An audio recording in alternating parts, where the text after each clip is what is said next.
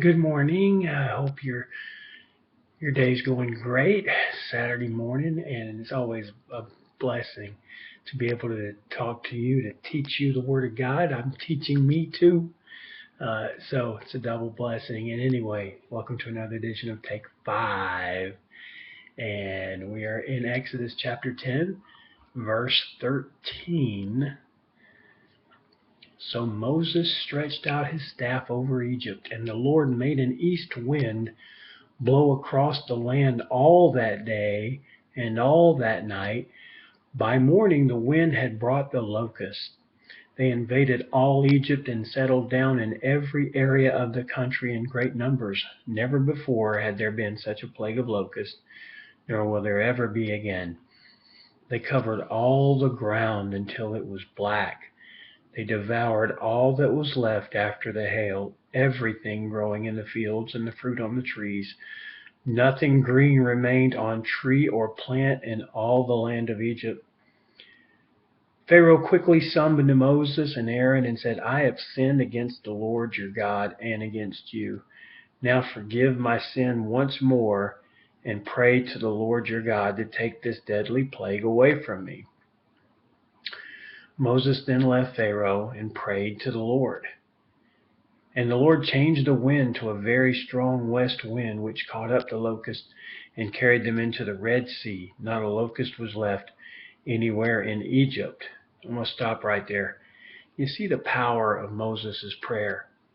And I want to tell you something. When you were little, there was a hurricane about to hit our house and in the area we were living. We were watching it on the radar on TV. And you and I prayed. And right after we prayed, and it was mostly you that prayed, right after you prayed, the man came on the TV and said, we're changing the projection of the directory of it. And you know, the main part of that hurricane missed us. And I believe your prayer made a difference. And Moses here prays, and the wind changes direction and takes the locusts into the sea. And they die. But you know what?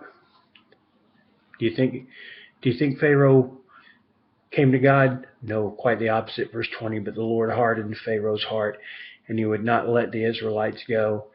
Then the Lord said to Moses, stretch out your hand toward the sky so that darkness will spread over Egypt, darkness that can be felt. And I will tell you, there is a darkness that can be felt, and it is a spiritual darkness. And I hate to tell you this, but when I was there Sunday morning to pick you guys up, I felt that darkness, and it was a spiritual darkness. And I believe God is protecting you and your sister while you're there. But boy, there's some forces there that apparently don't like me.